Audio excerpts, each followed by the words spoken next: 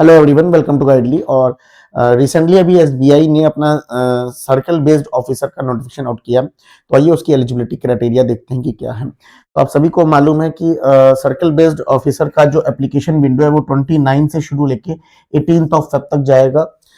अच्छा, स्टार्ट करने से पहले बता दे, मैं लिटरली कह रहा हूँ कि क्या मतलब क्या सोच के आपने इन्होंने ये क्राइटेरिया रखा, मुझे समझ में नहीं आया है बिल्कुल भी। देखिए, एक तो मैं बता देता हूं सीबीओ का होता क्या है कि जिस भी सर्कल से आप अप्लाई करेंगे, आपको मैं बता देता हूं, जिस भी सर्कल से आप अप्लाई करेंगे, खैर अप्लाई तो ओनली एक सर्कल से कर सकते हैं, ओनली वन सर्कल से आपको अप्लाई करना है सबसे पहली बात तो। और जिस भी सर्कल से आप करेंगे, आने वाले मतलब जब तक आप हायर पोस्ट पे नहीं चले जाते हैं इससे, तब तक आपका ट्रांसफर उस सर्कल के अलावा कहीं नहीं होगा। तो मतलब आप होम स्टेट में ही रहेंगे, ठीक है ना। बात करते हैं कि एलिजिबिलिटी क्राइटेरिया, ये तो ऊपर ही है, टॉपिक है कि आपकी क्वालिफिकेशन एनी ग्रेजुएशन होनी चाहिए। वर्क एक्सपीरियंस के अंदर मैं स्टार लगाऊंगा कि इसके अंदर ही तो मजेदार बात है, क्या रखा सोच के मुझे नहीं मालूम।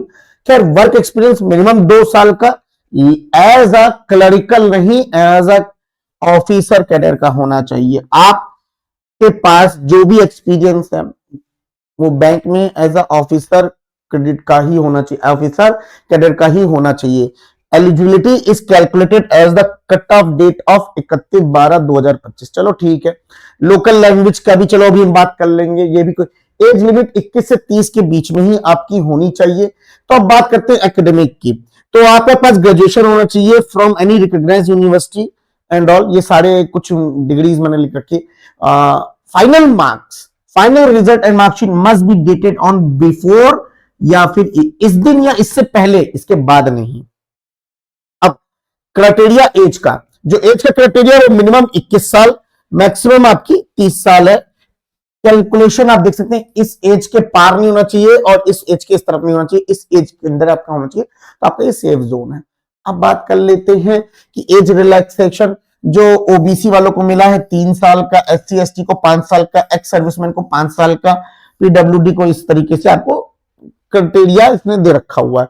बात करते हैं इसके बारे में, सबसे पहले क्राइटेरिया तो बारे में बात करेंगे, लेकिन पीडीएफ बंडल मैं इसलिए आपको रिमाइंड करा देता हूं कि इस वीडियो के कमेंट सेक्शन में या डिस्क्रिप्शन में आपको एक फ्री सिलेक्शन किट मिल जाएगा। तो जितने भी लोग बैंक की 2026 में प्रिपरेशन कर रहे हैं उनके लिए ये सिलेक्शन किट बहुत इंपॉर्टेंट है। लिंक आपको पीडीएफ बंडल का भी डिस्क्रिप्शन में मिल जाएगा एज वेल एज कमेंट में। अब बात करते हैं ये जो कि इस वीडियो का होल मतलब मैं कह सकता हूं कि वाहियात चीज इन्होंने रखी है, जो वो ये है कि 2 साल का एक्सपीरियंस चलो ठीक है, चलता है as a officer in any scheduled and commercial bank as a RRB bank. अगर आप आरआरबी बैंक में हैं, किसी भी बैंक में हो, एज अ ऑफिसर लेवल पे हैं, तो आप अप्लाई कर सकते हैं, आप 2 साल से ऊपर। साथ ही साथ शेड्यूल्ड कमर्शियल में आप प्राइवेट बैंक को भी मैंने इन्होंने इंक्लूड किया कि प्राइवेट बैंक भी आपके हैं, government bank as well as private bank भी। अगर आप एचडीएफसी में 2 साल से एक्सपीरियंस है, 2 साल का एक्सपीरियंस है आपके पास और एज अ ऑफिसर कैडर पे हैं आप वहां पे, तो आप फिल कर सकते हैं। लेकिन मुझे ये समझ में नहीं आया कि ये क्या सोच के रखा, 9.5 लाख जो सैलरी होनी चाहिए एनुअल ग्रॉस, 9.5 सीटीसी 9.5 लाख का होना चाहिए।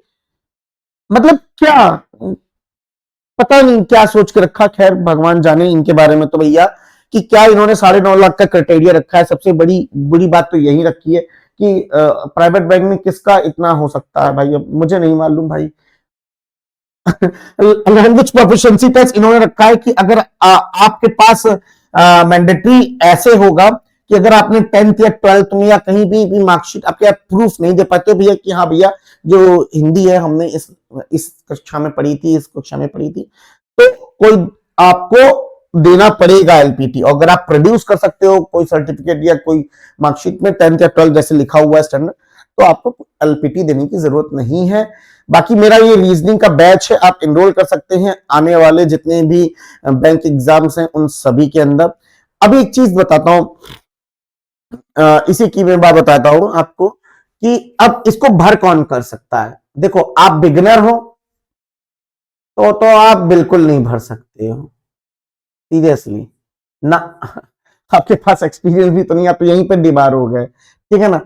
अब ये बाहर कौन आ सकते हैं? जो ऑलरेडी एज अ पीओ है एसबीआई में और बहुत तंग हो चुके हैं वो लोग कि भैया ट्रांसफर हो जा रहा है बार बार, तो अपने सर्कल में चाहते हो तो आप अप्लाई कर सकते हो यहाँ पे।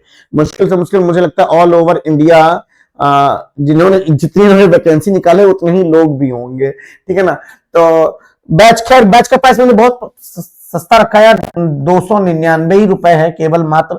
बाकी आप ओल्ड यूजर तो आप इतने पाएंगे, पीडीएफ बंडल तो इतने में, और बोथ हैं तो आपको 180 में मिल जाएगा। लिंक आपको डिस्क्रिप्शन में होगा। आप मेरे से कनेक्ट भी हो सकते हैं, ये मेरा टेलीग्राम, ये मेरा इंस्टा आईडी है, आप कनेक्ट हो सकते हैं कि सर मुझे डेमो क्लास में एंटर कर लो, मैं आपको लिंक दूंगा, आप ज्वाइन कर सकते हैं, ठीक है। अब बात करते हैं वैकेंसी। तो जैसे हिंदी बेल्ट का दिखा रहे तो भोपाल, जयपुर, लखनऊ, न्यू दिल्ली, साउथ में ये, वेस्ट में ये, और ईस्ट और नॉर्थ में ये, ठीक। फाइनेंशियल ये बहुत इंपॉर्टेंट है, अगर आप अप्लाई करें तो आपका हेल्दी सिविल स्कोर होना चाहिए। हेल्दी मतलब 750 से ऊपर होना चाहिए आपका सिविल स्कोर। साथ ही साथ हु इज नॉट एलिजिबल, जो कि अब आपको क्लियरिटी मिल जाएगी कि current SBI employ as a clerical नहीं अप्लाई कर सकते हो, सुपरवाइजरी एड्रेस नहीं कर सकते हो, ex employ who resign from the office in SBI नहीं कर सकते हैं आप apply, contract employ for SBI नहीं कर सकते, कैंडिडेट विद डिफॉल्ट हिस्ट्री मतलब सिविल स्कोर खराब है आप नहीं अप्लाई कर सकते। रिजर्वेशन फॉर पीडब्ल्यू 4% का रिजर्वेशन मिलेगा इन लोगों को। डॉक्यूमेंट रिक्वायर्ड ओबीसी का नॉन क्रीमिलियर, डेट याद रखिएगा, डेट आपकी वैलिड होनी चाहिए। ईडब्ल्यूएस भी आपका फाइनेंशियल ईयर कौन सा होना चाहिए, 2004-24 वाला भी एक्सेप्टेबल है, ठीक है ना। सिलेक्शन प्रोसेस आपको पता है, ऑनलाइन टेस्ट। और सिलेक्शन प्रोसेस में आपको बता दे इसके अंदर क्वांट नहीं है, रीजनिंग नहीं है क्या, इंग्लिश लैंग्वेज है, कंप्यूटर एप्टीट्यूड है, बैंकिंग अवेयरनेस है, करंट अफेयर्स है। बैंकिंग मतलब बैंकिंग का रिलेटेड आपकी चीज ये है। उसके बाद आपका जैसे ही आपका ये ऑब्जेक्टिव टेस्ट खत्म हो जाएगा, आपका एक डिस्क्रिप्टिव आ जाएगा। उसके बाद आपका इंटरव्यू है, फाइनल सिलेक्शन जो कि वेटेज होगा 75% आपका ऑनलाइन टेस्ट का, 25% आपका इंटरव्यू का रखा रहेगा, ठीक है ना। Application checklist, what to scan, digital asset, JPG, ये आपके पास ये सारी चीजें होनी चाहिए अगर आप फॉर्म फिल कर रहे हैं तो, ठीक है। रेडी टू अप्लाई, अगर आप रेडी टू हैं तो आपको लिंक इसका भी डिस्क्रिप्शन में मिल जाएगा। बट एक चीज बहुत बढ़िया इन्होंने लिखी, वार्निंग को सुन लो भाई, corrections will not be allowed after the final selection. That means if you are filling this form, make sure you are not in नींद, होश में होके, आंखें खोल के सही स्पेलिंग, सही इंफॉर्मेशन आपको फिल करनी है। That's all about the criteria. So कोई डाउट नहीं होना चाहिए कि आप भर सकते हैं कि नहीं भर सकते हैं, ठीक ना। चलिए मिलते हैं, bye, take care and have a nice day, bye.